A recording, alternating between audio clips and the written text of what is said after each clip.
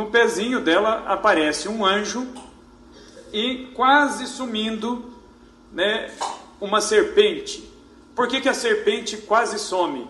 Porque a descendência da mulher já foi gerada e já esmagou a serpente. Por isso a serpente, né, no pé da imagem, ela já aparece destroçada em pedaços, né, porque Maria, né, pela sua descendência já esmagou. O pecado já foi vencido primeiro nela, e depois o seu filho salva todo mundo. Então ela é a primeira que recebe. O cabelo da imagem foi aumentado em 1941 por um padre redentorista, né, chamado Alfredo Morgado. Né, e eu tive a graça, nem sabia disso, foi o padre que atendeu a minha confissão na primeira comunhão. Né, quando eu me confessei a primeira vez, foi esse sacerdote aí, morreu tem 2 anos, né, apenas, ele que aumentou para grudar a cabeça no corpo.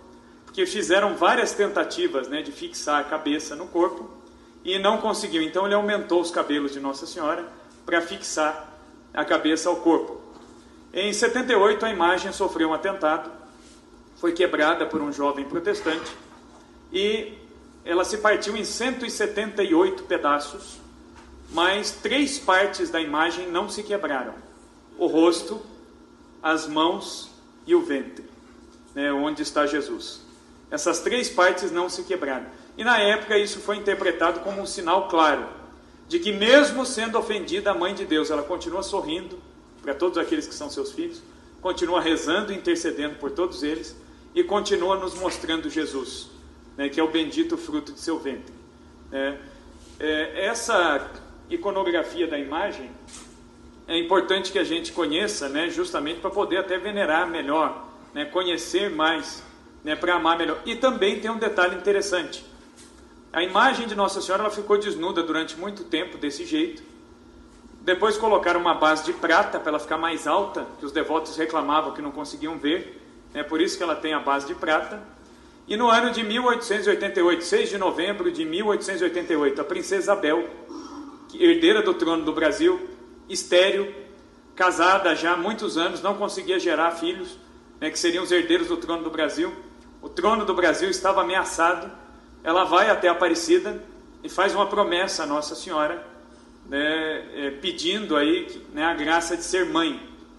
E a princesa Isabel, num prazo, né, num período aí de 4 anos, ela gerou 3 filhos, né, Dom Antônio, Dom Felipe e Dom José.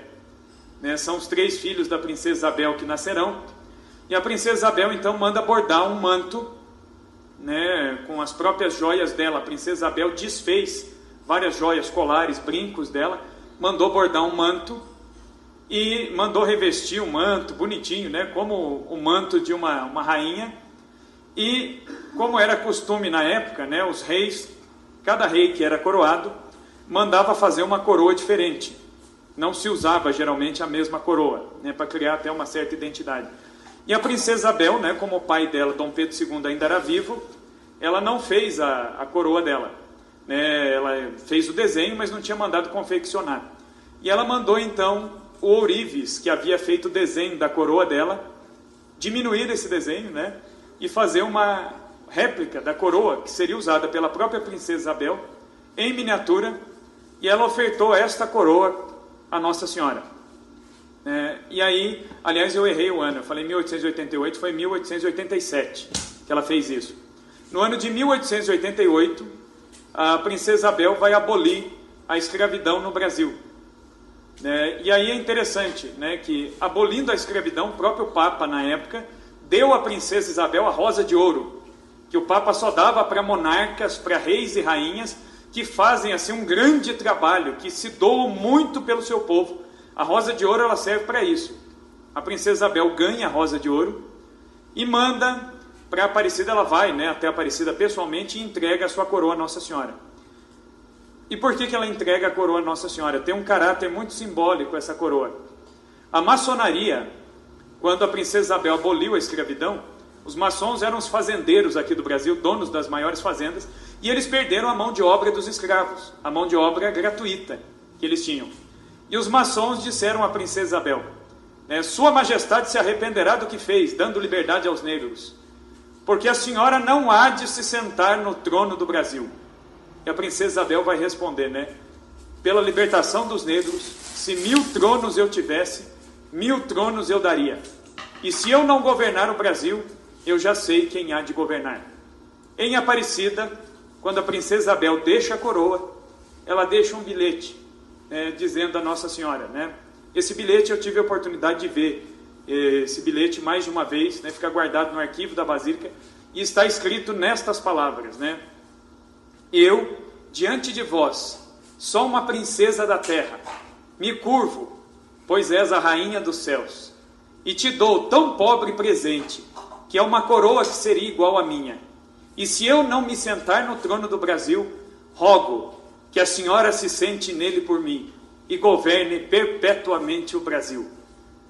E de fato, anos mais tarde, o Papa Pio X vai proclamar Nossa Senhora Aparecida como imperatriz do Brasil e defensora perpétua do povo brasileiro. Enquanto Nossa Senhora reinar sobre nós, o mal do comunismo, o mal das ideologias que ofendem a família, que ofendem a vida, que defendem o aborto, que defendem tantas coisas que são contrárias àquilo que é a lei do Evangelho, não há de triunfar no Brasil. E aí não vai ser um partido político, não vai ser PT, não vai ser nenhum partido socialista que vai dobrar o Brasil, porque o Brasil, ele é governado perpetuamente por aquela que foi coroada. O trono do Brasil foi dado a Nossa Senhora. Cabe a nós hoje, né, de um modo especial, darmos a Nossa Senhora também o trono dos nossos corações, para que Nossa Senhora reine também sobre os nossos corações. E nós pedimos então, rogai por nós, Santa Mãe de Deus, para que sejamos dignos das promessas.